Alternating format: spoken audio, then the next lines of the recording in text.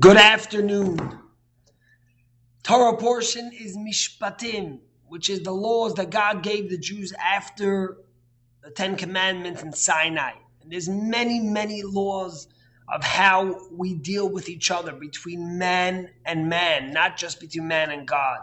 And one of the laws the Torah tells us, Im kesef talve es ami, if you're going to lend money to your fellow, first of all, you can't charge interest, but you also can't pressure him to return it. You have to give him his space so he could possibly get the money to give it to you back. And then the Torah says something like this, which is very powerful. Okay? What happens if you give someone a loan and you take a guarantee from him? You take a mashka, a retainer, and he doesn't have much. He's a poor person. So he gives you his covering, his coat. So the Torah tells us that you have to give it to him back every single night so he could use it. Because if you don't, as the Torah words say, Bamei Yishkav, what will he sleep with? If he will cry out to me, Vishamati, and I will listen, Ki chanun ani, because I am compassionate. So the Torah tells us, if you lend someone money and you take his coat from him and then he has to sleep and he doesn't have his coat, he's going to be naked. He's a poor man. He doesn't have a bed. He doesn't have much. This is what he covers himself with. He'll be freezing. The question, of course, is like this. The Torah gives us many laws, but usually the Torah doesn't give us the reason for the law, especially not if they're self-evident. Now, obviously, we all know why the Torah is telling us to give it to him back. So why does the Torah have to be so dramatic and say if he doesn't have it, what will he sleep with? He'll be naked. And he'll call out to me and he'll cry and I'm going to listen because I'm compassionate. It's self-evident. And even if the Torah wanted to tell us, why in so much drama? And the answer is a very simple one, but an important one.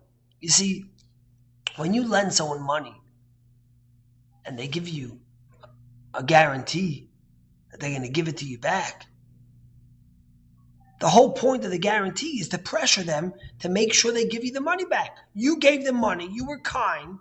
You loaned them money. You didn't take interest. Now you want to make sure that they push hard to get it back. So you take something from them as a guarantee.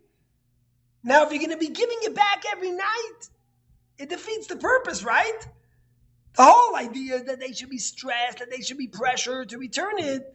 But if you're giving to them back every single night, then what's the point? So the Torah explains us what's going on here, because the Torah is not speaking from a legal point of view or from an understanding point of view, because you might be right, legally you're right. You were kind, you loaned the person money, you didn't take interest. Also logically you might be right. It doesn't make sense to return it every night because then you'll have no incentive to give you back the money. But the Torah is trying to speak to something else in the person. Not the legal part, not the logical, but the empathy, the heart of the person. The Torah says, think about this guy. Think about this lady. She's poor. She has no money. She probably doesn't have a mattress, the Torah says. She probably doesn't have other clothing. By you not giving her back this clothes, she's going to be cold at night. As the Tanchuma says, the Midrash, the night cold is going to bite her. Or the Midrash Tanchuma says something even more powerful.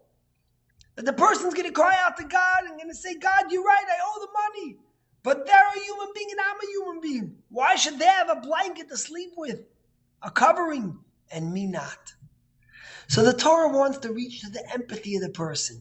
The Torah wants to reach and touch your heart that's beyond logic. You might be right with all your demands, but the Torah tries to awaken your empathy. Because to be a Jew is to have empathy. To be a Jew is to care not just because legally that's your obligation and you're right, or because logically that makes sense, but to hear the cry and to be empathetic to another person.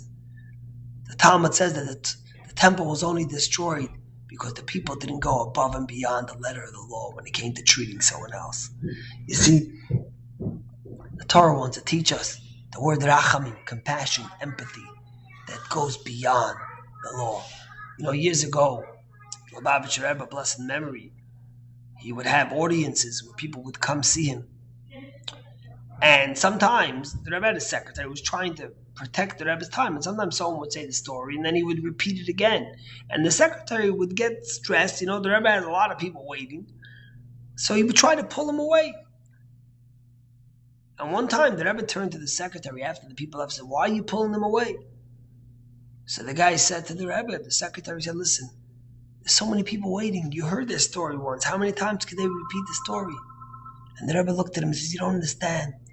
Every time they repeat the story, it takes a stone off their chest. Just being able to share their pain and their story." I think about this. Sometimes we lose the idea and we lose our empathy. We want to follow the law. We want to follow logic. But sometimes the Torah says, I need to get to somewhere else in you, to your empathy. And this is important in our marriage. This is important how we deal with siblings. Sometimes we have rivalry over how we deal with employees. I have a friend who does a lot of marriage counseling. He says, rarely is there a case where we settle the marriage counseling over right and wrong. It's about going beyond what's right and wrong. It's about having empathy, about understanding and feeling someone else's pain. That's such an important, powerful Jewish value. Rabbi Solov Salanter, who was one of the founder of this Muslim movement, he says, when Jews check their eggs, they check back and forth to make sure there's no blood. If there's even a stripe of blood, they throw it out, so they shouldn't eat it. He says, do we check our money to make sure there's no blood in it? Do we check our dealings with our business, and make sure that we didn't spill someone else's blood to earn it? The Torah speaks to us in this portion in a very unique way. It asks us to go beyond the law and beyond our logic, to reach the empathy of a Yid, to reach that compassion. And I hope and pray that we all could have that for our fellow, for even our stranger. It'll lead to a happier, better world, kinder human beings, and it'll be better for us too. God bless you. Have a great day.